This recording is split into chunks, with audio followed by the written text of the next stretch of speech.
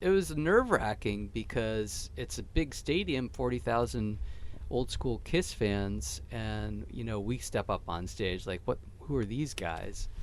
And not only that, but as we were playing, I'm looking out there, and half of them, like 20,000 guys, are in Kiss makeup, Paul or Gene makeup. Wow. So I have 20,000 Paul or Genes looking at me disapprovingly.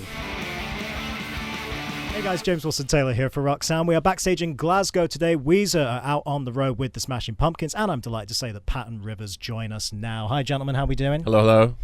Hi. Hi, good to see you guys. Good to see you guys. Welcome back to the UK. Let's start off with that. I guess this is about night 4, I think, of this run, something like that. Looks amazing so far. Great to see those kind of two fan bases coming together as well. I feel like there's a lot of cross-pollination between Pumpkins fans and Weezer fans. How you been finding it all so far?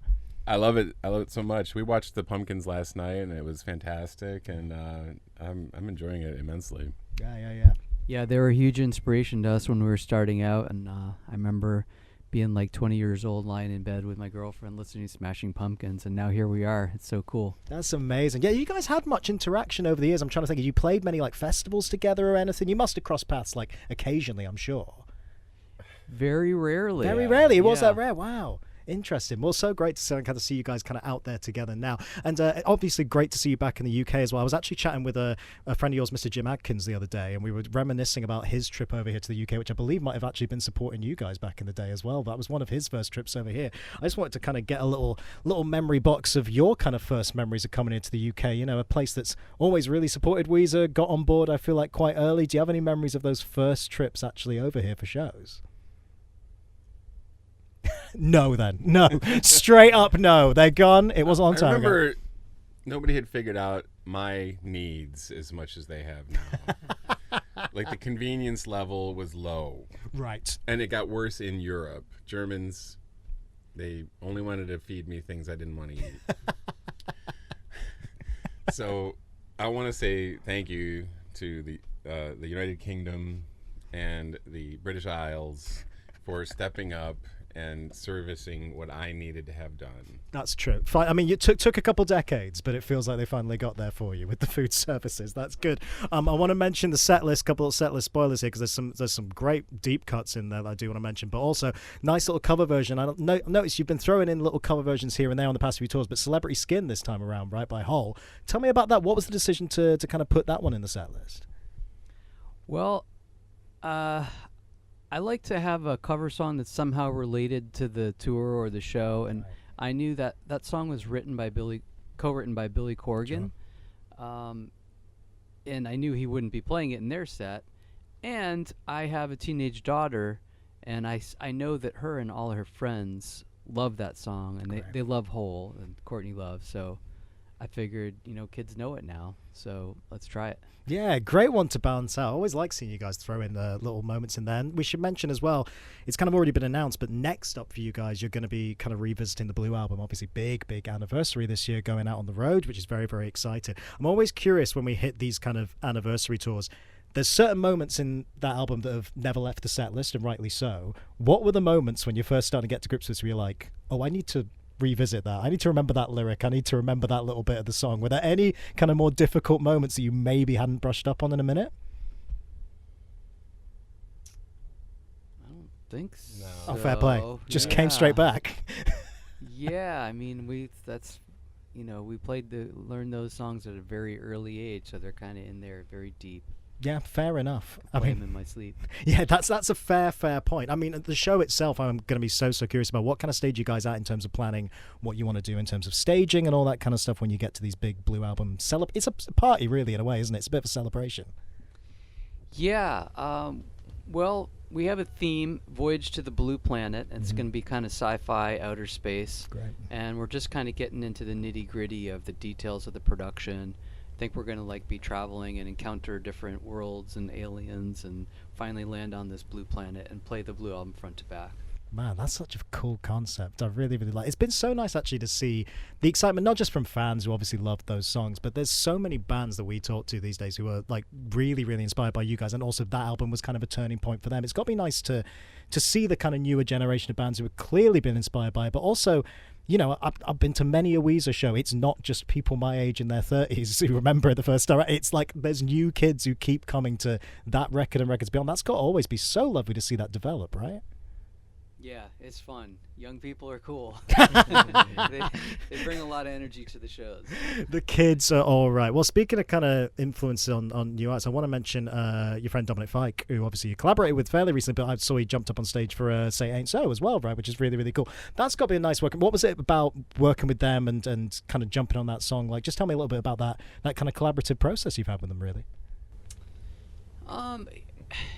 I think we played a show with them outside Lands up in Northern California, and he said he went to the bathroom, and as he was in the bathroom, he got this idea for a song, and he put it in his phone, sang it into his phone, and then like 6 weeks later, he's in the studio recording it, and he was realizing it was basically the Sweater Song, and he had been overhearing our performance that day, and that's how Amazing. it got stuck in his head. So he reached out to us and said, "Hey, you guys want to collaborate on this song together?" And I heard it. I was like, "Yeah, you've done something really cool with it." So from there, our friendship started. And when we were doing our little show to announce the Blue album, we thought to ask him to come down and play "Say It Ain't So," and he shredded it. It was awesome. Yeah, I mean, the footage looks amazing. Yeah, really, really cool kind of effort, and just a nice little different take on there as well. I always, again, like to ask when we hit these big album anniversaries, it's not so much what's changed, because we can see how much you guys have changed and developed and tried lots of different things over the years, which is great. But is there anything that stayed the same for you? Anything about that debut album that you maybe learnt about working in a studio even, or anything just about your working process? Is there anything that's remained the same from then till now about how you make an album? For me, it's pretty much everything's remained the same. Great. Yeah, I use the same guitar, the same basically the same amps, and get the same guitar sound. Same process: drums, bass, guitars, then vocals. Yeah. Yeah, onto a winner first time round. That's all. Yeah, is that the same for you, Pat? It's just like it's always been the same kind of system. The tempos are the same as they were. We've come back to that, so that's good. That's always good. That's always good. Something I want to mention as well, you know, we talk about bands who've been influenced by yourself. I know you had a very special moment, particularly for yourself, Rivers. You guys got to support Kiss last year, and I know that, like, massive fan. Obviously, you've name dropped them in the past and everything as well. Just tell me about that experience, because that's got to feel like a real milestone moment for a long-time fan of that band, right? Yeah, it was real incredible. I guess in earlier years, there was too big of a divide between their genre and ours. Right. But as time's gone on, it seems like people don't care as much anymore, and I guess it made sense for us to play with them. So they reached out, and I was like, "Sure, we'll come to Australia and play one show for you." Be my honor. Yeah. And it was nerve-wracking because it's a big stadium, 40,000 old school Kiss fans, and you know, we step up on stage like, who are these guys? And not only that, but as we were playing, I'm looking out there, and half of them, like 20,000 guys, are in Kiss makeup, Paul or Gene makeup. Wow. So I have 20,000 Paul or Genes looking at me disapprovingly. Was it disapproving? Come on, surely they must have got into it. I'm sure. Well, I think we turned the corner when we performed their song Strutter. Oh, that'll do it. And I think that's at that point they started to like us.